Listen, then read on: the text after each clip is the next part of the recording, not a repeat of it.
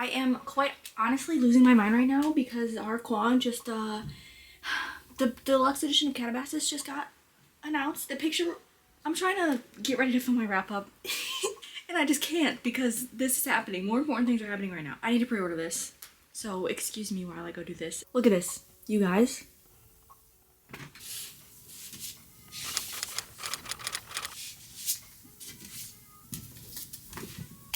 Whew, okay, I'm calm. I pre-ordered the book, everything's fine. We can now continue filming. Hi, welcome to my channel. My name is Jessie. This is my January wrap-up. I feel like I haven't done a wrap-up in a while. I didn't do one in December because I did a whole video on all the books that I read in December. Looking at the first book that I read this year, I felt like it was such an eternity ago. Oh, I didn't do stats. My bad. Let me look at Storygraph real quick. I read 7 books. I know that. Page-wise though, let's see. So 7 books, 3,242 pages. I don't know, what else do you guys want to know? My average rating was a 3.93, and I did have 3 5-stars, which is so crazy. I don't think I've ever had 3 5-stars in a month. First up, I read The Berry Pickers by Amanda Peters. This was, I think, Barnes & Noble's book of the year for 2023, and I love this edition so much. It has the deckled edges and this little, like, soft hardcover type thing. I love when books are like this. I don't know why. This is a historical fiction with kind of a mystery element to it. It's set in Maine and Nova Scotia in 1962, and we're following this indigenous family that berry pick in Maine for the summer. The youngest daughter of this family, her name is Ruthie, and she's only 4 years old, but she ends up going missing. That is where the mystery element kicks in, but it's not written as a mystery novel like your normal typical mystery novel. I don't know why I just said so many words for that. It goes a lot deeper than that. But basically, her brother Joe, he is a couple years older than her. He was the last one that saw her. He has no idea what happened. They're going through the whole book dealing with this family who is dealing with this loss of their youngest daughter. And this family is such a strong family. The way that they connect to each other, their support for one another, they are truly just a beautiful family to follow and read about, and I adore them so much. But this whole book, they are never once losing hope that Ruthie is still out there somewhere. This touches on the treatment of indigenous people, the love that this family has for each other and how they build each other up, and the hardships that they individually face due to what had happened with Ruthie and her going missing. This is this author's debut novel, which is so amazing because I truly just think this was beautiful writing, beautiful quotes. I was really touched by this story. I would definitely recommend this to anybody, especially if you want to get more into literary fiction, historical fiction. I just thought it was great. So this is 5 stars. First read of the year was 5 stars. Perfect. Couldn't ask for anything more, and I'm so happy that I finally picked this book up. Next, I read The Will of the Many by James Islington. This is book 1 of the Hierarchy series, and this is, I don't know how many books are going to be in this series, but I'm so pumped to read the rest of the series. This was my second 5-star read of the year and of the month. 2 in a row was absolutely crazy. This is an adult fantasy, and we are following our main character, Vis, and he is entering the Catanon Academy. The amount of times I was going through this glossary, seeing how to pronounce things. Catanon? Have you ever felt so stupid when you go to the pronunciation of a word and it's laid out for you and you still like don't know how to say it? Anyway, we're following Vis, and he's going to this academy, and he's telling everyone that he is an orphan and that he's going to follow suit with society after his graduation from this academy. He does not tell them that he was actually sent to the academy to discover all of its secrets and to solve this murder, find out all of this power and what this society is doing with this power. Okay. Okay. We're good. So it's very, very mysterious, and I really enjoyed that. This world has will, which is their power. It's their form of magic, and it's separated into different groups. So it goes down by numbers. You start in, like, say 8, and then there's 8, 7, 6, 5, or 3, 2. And as you go down in number, there's less and less people in these groups. The 1s and 2s and 3s have a lot higher power than the 7s and 8s. So if you are in one of the lower numbered groups and you have this more power, you are actually getting a lot of power from the lower groups. If you're in a lower group, you have to cede your power to the higher up groups. Higher up in power, not higher up in number. I probably am confusing the crap out of all of you right now, but it's a very interesting concept and I really liked it. I loved reading about it. So this world expects you, if you are lower in rank, they expect you to give up your power to the higher ups. Our main character Vis does not agree with that. He's never agreed with that, and he doesn't want to be molded that way into society, so he essentially is trying to go against this and eventually change the way that the society is ran. I was drawn the entire way through this book. It was really interesting. I didn't want to put it down, and it is a pretty large novel. I cannot wait to see what happens and what ends up happening to this society and our main character and what he does. We still have a lot of answers that need to come up. So I'm just so curious to see where this series goes. I don't know if it's going to be a trilogy or longer. I originally gave this a 4.5 as soon as I finished it, just because some scenes I feel like could have been elaborated on a little more, or we could have got more information in certain areas. But after I finished this, I could not stop thinking about it, and I wanted to reread it for the first time again immediately. So I'm giving this a 5 stars, and I still want to reread this already, and I just cannot wait for book 2. It comes out in September,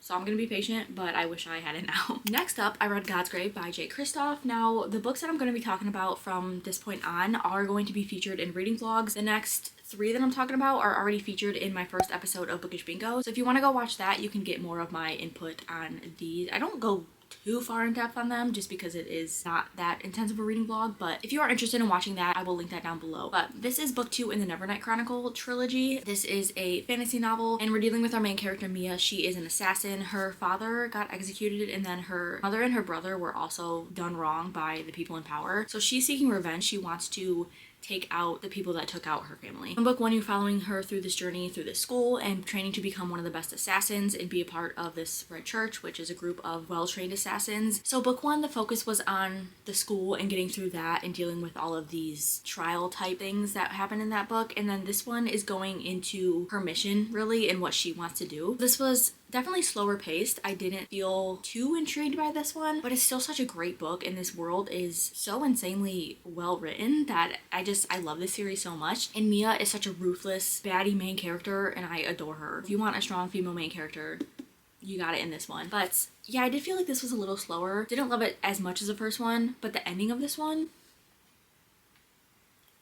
I need book 3 so bad. I wanted to pick up book 3 after that, but I couldn't because I'm doing the Bookish Bingo thing right now. But I'm so excited to get to book 3 and see what happens, because book 3 I think is going to focus on her sort of magic and getting the answers to that, because we still don't really know. She doesn't know herself. She's been trying to figure it out this whole way through. I'm so excited, and I cannot wait to finish this series. But yeah, 4 stars. Wasn't obsessed with it, but it also was still really good. Next up, I had my first Kindle read of the month. This was Daughter of the Pirate King by Trisha Levenseller. This was a book that every time I would go into the bookstore, I would see the special editions of it, the beautiful hardcovers. I was obsessed with the covers. The sprayed edges were really pretty, and I would have loved to have all 3 of them on my bookshelf. So Daughter of the Pirate King is book 1 in this trilogy. It's a young adult fantasy, and we're following our main character Alosa, and she is the daughter of the Pirate King. Who would have thought? This book is her getting kidnapped or being held prisoner on this other pirate ship, but that was actually her and her crew's plan all along. They wanted her to get captured so that way she can go onto this ship and find a part of the map that will lead to a treasure. She's spending her time on this ship trying to find this piece of the map. There's 3 different pieces that need to come together to form the full map, and that's basically the concept of the story. There is a slight hint of romance that I honestly feel like was focused on more than like the map portion, but it still wasn't well developed at all, so I couldn't even recommend it for the romance. I did end up giving this book a 2 star. I just feel like it was very tell and not show. Going into a pirate fantasy, even though it's young adult, I still expect a lot of adventure, a lot of suspense, some high stakes, and I really didn't get any of that throughout the whole book. I was a little disappointed in that. I just feel like it lacked a lot, and it could have been a very exciting story. And it was also super short. And I remember reading the end of this because I was on my Kindle, so I couldn't physically see. I saw the percentage, but I had like 30 minutes left of the book before it ended because there were bonus contents in the end that I didn't know about. So I didn't even know the book was about to finish. And I finished the book and I was like, this is the end? What? Like, what just happened? So unfortunately, I didn't like it. I just wanted a lot more with it. I didn't really connect to any of the characters either. I don't feel like they were fleshed out enough for my liking. It was a letdown, but I am glad that I read it because now I know every time I go into the bookstore and I see these books, I don't have to buy them. I guess there is a positive to every negative. Hopefully. Alright, next up, going back to a physical book, I have Beartown by Frederick Bachman. I love Frederick Bachman so much. This was only the 2nd book that I've read by him, but hey, 5 stars. This was my 3rd 5-star read of the month. I had a good time this month. I really did. This is a contemporary fiction, literary fiction, and it's set in this small town called Beartown where everybody essentially knows each other. The community is coming together to cheer on the junior hockey team while they go into this game to win the national semifinals. And everybody in this community, this town, is so heavily focused on hockey. That's pretty much all they care about. That's basically the gist of this. The story is told from many different perspectives though, so you're not really focusing on one main character. You're getting to know a lot of people in this town, and I really like that. You get into the heads of multiple characters and their thoughts and their opinions on how everything is happening and what they think of every situation. In this book, the turning point is this tragic event that happens to one of our characters, and now the town is dealing with that situation, but it is such a powerful story, and I feel like everyone should read this. It's very reflective of how people jump to certain conclusions and take a specific side in certain situations when it very much needs to be looked at in a way that you're learning as much as you can from both sides. This stuff happens in real life every single day, and it's very important to have an open mind and not be so self-centered in your thoughts or which side you go on or what you think you know. So I truly adore his writing and the themes and the points that he touches in his books. He has beautiful quotes that stick with you for a very long time. He's able to weave a story together so well. His characters are so well written. So I recommend Fredrik Backman to anybody. 5 stars.